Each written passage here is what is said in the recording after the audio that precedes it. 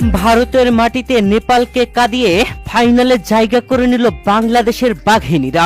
এ কেমন গোল ঋতুপর্ণা চাকমার। শেষ মুহূর্তে এসে সাগরিকার গোলে উল্লাসে মাতল বাংলাদেশের বাঘিনীরা। দর্শক, ভারতের মাটিতে সাব ওমেন্স চ্যাম্পিয়নশিপের সেমিফাইনাল ম্যাচে নেপালের বিপক্ষে খেলতে নেমেছিল বাংলাদেশের নারীরা।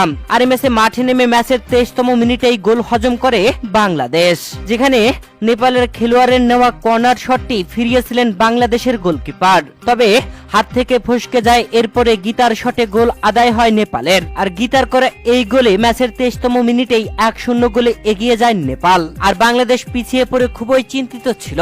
গ্যালারিতে এক বাংলাদেশি সমর্থক পতাকা উড়াচ্ছিলেন, আর বাকি সবাই ছিল নেপালের সমর্থক। মাথার উপর যখন আকাশ সম চাপ, তখন পারফর্ম দিয়ে জবাব দিতে হয়। বাংলাদেশের মেয়েরা সেটা পারে, ভারতের মাটিতে সেটা করে দেখিয়েছেন। প্রথমার্ধের অতিরিক্ত যোগ করার সময়ে ম্যাচের 46তম মিনিটে ঋতুপর্ণা চাকমা কর্নার কিক থেকে সরাসরি গোল আদায় করে নেন। বোকা বুনে যায় গ্যালারিতে থাকা নেপালি সমর্থকেরা।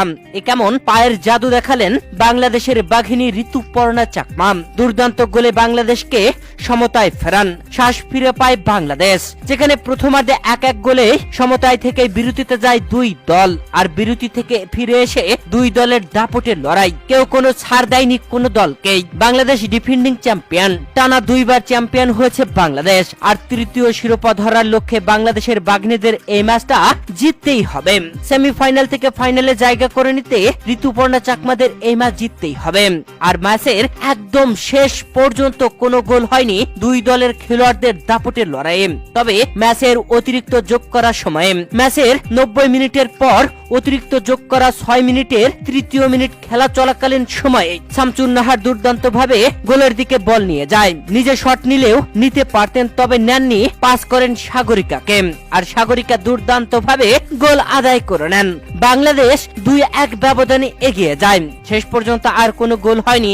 এই গোলেই বাংলাদেশ জয় নিশ্চিত করে নিয়েছে। 2-1 ব্যবধানে এগিয়ে থেকে নেপালকে পরাজিত করে ফাইনালে জায়গা করে নিয়েছে। প্রিয় দর্শক, এই ম্যাচে ঋতুপর্ণা চাকমা ম্যাচে ফিরিয়েছেন, সাগরিকা জিতিয়েছেন।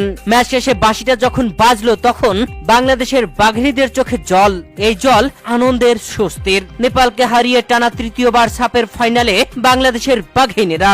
আরেকটা ফাইনাল, আরেকটা শিরোপা ধরে রাখার মিশন। মেয়েরা জয়ী হয়ে ফিরুক, ওদের জন্য রইল ভালোবাসা।